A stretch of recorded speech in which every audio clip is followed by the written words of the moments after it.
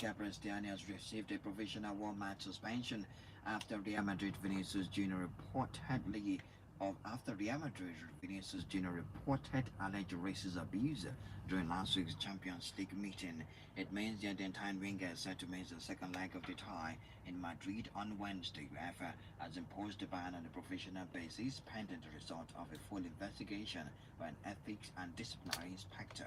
The European governing body said further punishment could be handed out once that investigation is completed.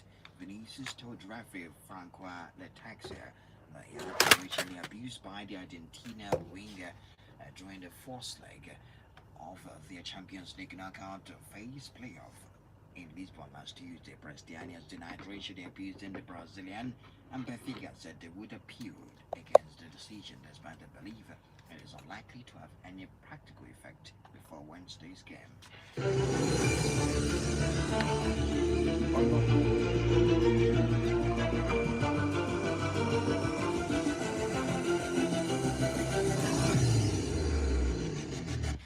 Players who receive treatment for an injury could be forced to stay off the field for 1 minute under proposals from FIFA. It is one of the several measures to tackle tempo disruption and time lost, which are said to be approved at the International Football Association Board (IFAB) annual general meeting on Saturday. At present, there is no stipulation in the laws over how long injured players have to remain on the sidelines. Leagues have the right to set their own guidelines, with the Premier League adopting a 30-second rule since the 2023-24 season. FIFA had its own trials at the Arab Cup in December, which required a player to stay off the field for 2 minutes. FIFA referees chief Pierluigi Collina says the 2-minute rule is intended to reduce time wasting and improve the flow of the game.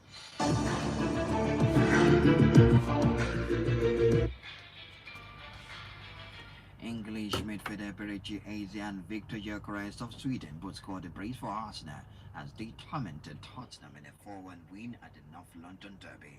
Eze scored the opener when Hukin, home from close range for his fourth goal since that famous hat-trick in the first fixture in November.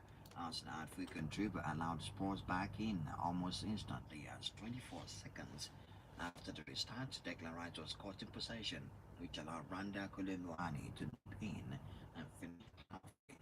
Gyökeres restored Arsenal's lead, capping a complete performance from the striker before Eze popped up again to sweep home a rebound to make it 3-1. Spurs did think they had leveled the game at 2-2 before Eze's second when Kolomuani fired him, but it was talked off by referee Peter Banky for a push on Gabriel, a decision that wasn't overturned by VAR. With Arsenal cruising to 3 points, Gyökeres put extra gloss on the winning during injury time, netting a second.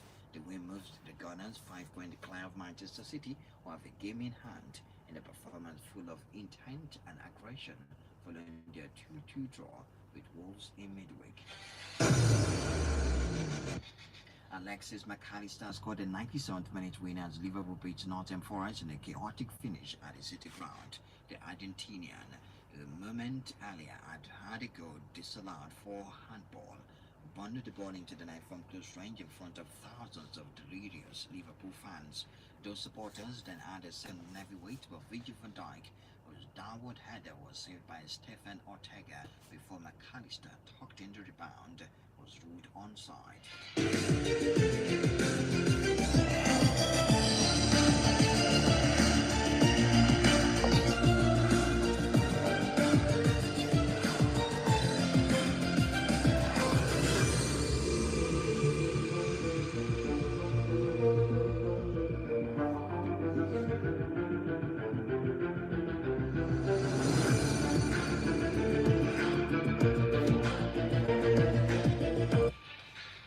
Super Eagles and Wolf striker Tolu Arokodare and Sunderland winger Romain Mondo have become the latest Premier League players to be sent racist abuse on social media. It came on what was described as an appalling weekend by anti-discrimination group Kick It Out on Sunday evening, when 4 footballers from the top tier of the English game are known to have been targeted. Arukudari Armando received messages on Sunday, a day after Burnley midfielder Hannibal Mejbri and Chelsea defender Wesley Fofana both encountered racist abuse on Instagram after their sides drew 1-1 at Stamford Bridge. Wolves said they were disgusted after Rukudai was sent abused by multiple perpetrators following a side one new loss at Crystal Palace, and they condemned the abhorrent and unlawful behavior in the strongest possible terms. In Spain, Barcelona maintained a 100% home record against second bottom Levante to end a two-game losing run and return to the top of the La Liga. A shock loss at Osasuna for Real Madrid on Saturday allowed them to regain the leadership, and Barcelona took full advantage at the Spotify Camp Nou to make it 18 home win from 18 games against Levante. Teenage midfielder Marc Bernal gave the champions a 4-minute lead before Frankie de Jong scored his first goal in 13 months, and Fermin Lopez struck in his 11th of the season to make it 3 goals to nothing for Barcelona.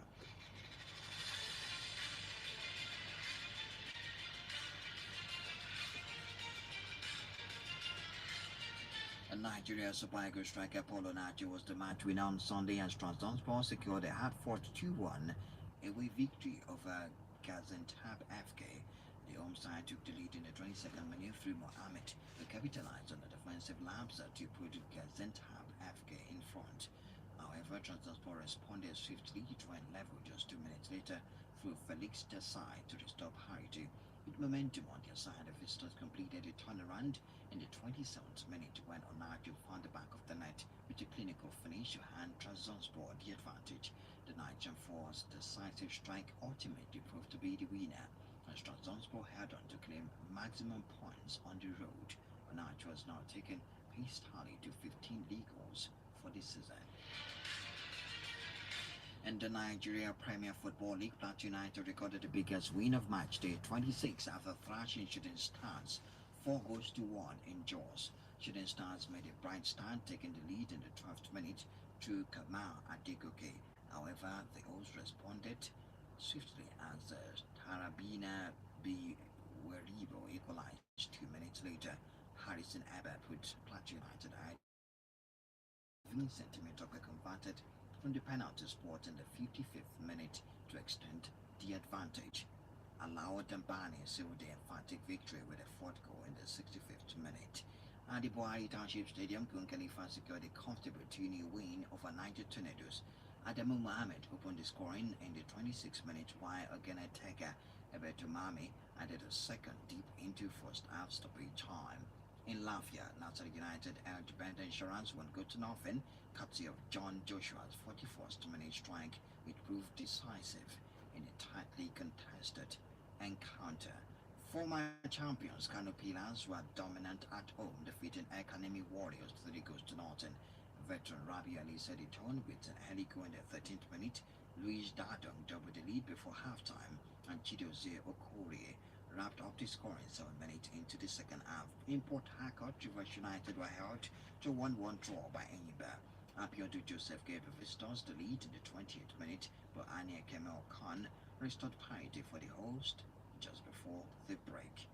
Newcomers Ikorodu City also shared the spoils with Bayelsa United in a 1-1 draw. Tai Koi put Bayelsa ahead in the 35th minute before Olariwaju Molade equalized in the 64th minute. Meanwhile, Katsina United and Rangers battled to a goalless draw, with both sides settling for a point in a cagey affair. A Nigerian-born sprint hurdler Jared Ejesian has set a new under-18 world record in the men's 60 meters hurdles, delivering a stand-up performance at the French under-18 and under-20 indoor championship in Val d'Isère. The 16-year-old clocked 7.43 seconds in Saturday's final at the start cover Jess Owen, lowering the previous under-18 world mark by 500th of a second. The former record of 7.48 seconds had stood since 2019 and was set by Sasha Zoya.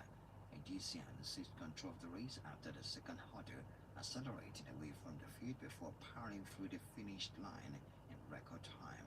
The victory marks his second major triumph of the indoor season and further cements his growing reputation in youth athletics.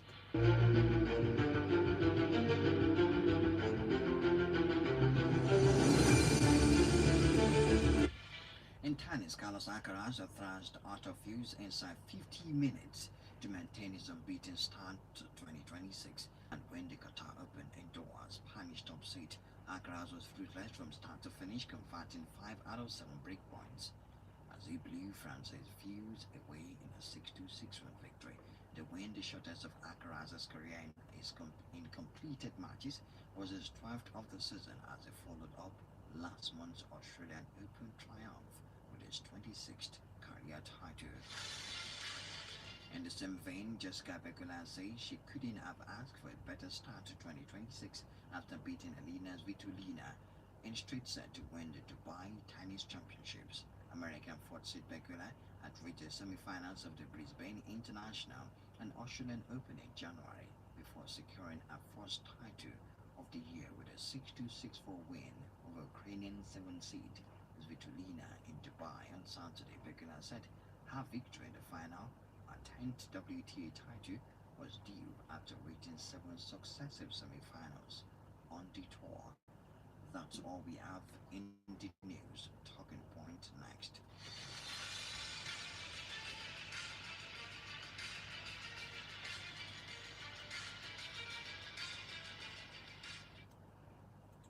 Onye bụ ezi onye isi n'egwuregwu ọ na ịbụ onye mbụbụ ụzọ bido ọ bụ onye na-ezi otu esi eme ya mgbe ọbụla ruo ihe karịrị afọ 10 Bet Naija na-ebute ụzọ na-egosi esi eme ya site na ndị na-agbanwe egwuregwu dịka Bet Builder, Bet Freeze, One Up, Bet Boom tinyere ọzọ kacha elu n'ihe egwuregwu karịrị 300,000 naira narị puku atọ ị na-egwu ya naanị ji ime onwe gị obi aṅụrị ị na-egwu ya iji rite nnukwu ego ọ bụghị maka ndị na-erube afọ 18 Bet Naija.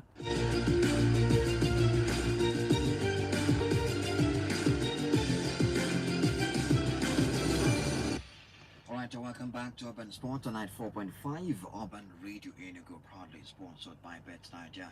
And tonight Victor joins on the show to talk a lot about some of the major footballing event activities, victories and losses recorded this weekend. And we're going to start with that of FIFA. You know, Benfica's Gianluca Prestiani has received a provisional one-match suspension after Real Madrid Vinicius Jr. reported, the allegation concerning racist abuse. He covering his mouth and whispering something we don't know that we can pay every penny to hear right now. And yes, UEFA has taken a stand, imposed a provisional one-match ban. Messi is going to miss the game on Wednesday, and yes, there will be other disciplinary measures as the investigation continued. This has happened before and the player got 10-match ban.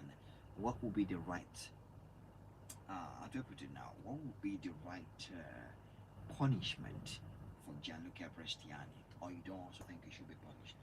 Alright, good evening everyone. Tom, good evening Banky. Well, concerning this Prestiani issue, I think the one-match ban is a step in the right direction. Things like this shouldn't be allowed in football, and over the weekend we had, I think, about 4 more cases of racial abuse in the Premier League alone. We're not looking at other leagues, in Premier League alone. So I think the suspension deserved. I was thinking it was going to start from like 3 or 4, but if an investigation. If the law says that it's 1, let him start with 1, but that he will get more punishment. And why I say so is over the weekend he agreed that he said something to Vinicius Jr. He's saying that he didn't racially abuse him, but he said something else. By covering his mouth. But what he agreed that he said under FIFA rules, he still carries the same punishment. So I don't think he's going to. What did he say? He didn't say. He said something that something about like anti-gay stuff, something like that. But the punishment is still the same thing under FIFA rules. So I expect him to get minimum of 10. Minimum of 10 for me. Yeah, minimum of 10 for me also, because there shouldn't be any room for racism. See, any black man that misses a penalty. Me personally, I know this is going to be racial abuse. Yeah, Once you miss a penalty, once you do something that leads to a Yes. goal, you're getting abused. Remember what happened with Victor Osimhen when he was at Napoli and he missed that penalty, and on their TikTok Osimhen's account own they had to put up a video and mock him. Victor Osimhen had to delete all the pictures of Napoli he had on his Instagram, and then they had to put up a public apology. He said so recently now. Yeah, so they were made to feel like a dog. So this racial abuse is getting out of hand, and to think that there is an association that's supposed to take care of this, with me taking the knee at the point that became outdated, and I mean they should punish him. Proper white man would just say, "What are you saying? I'm so, rest." All right. At the weekend we enjoyed a North London derby that was one-sided. So if you enjoy it or not, and if you suffered, it means you're a Tottenham Hotspur fan. Arsenal dropped points against Wolverhampton Wanderers during the week, and a lot of fans turned away from them. And yes, they were called butlers that week, and they produced an outstanding performance against Tottenham. Yes, Tottenham are not flying right now. They are one of the worst. In fact, they are fighting not to get relegated. That has to be stated. Yeah. But when it comes to the derbies, when it comes to North London derby, it is not about your current form. It's about how inspired, animated you are to win that game, and Arsenal made them feel like boys in that game. You saw that much. Yeah, I expected us not to win that game. I was saying that I know they will win, but I didn't know whether they will win in a convincing fashion. But they went out, did the business. I know within the week after that draw against Wolverhampton Wanderers, people called them butlers and all that. Although Ateta came outside and said that he will never use the B word to. It's not in his vocabulary. It's not in his vocabulary, and he proved it on the field of play, winning that game by 4 goals to 1.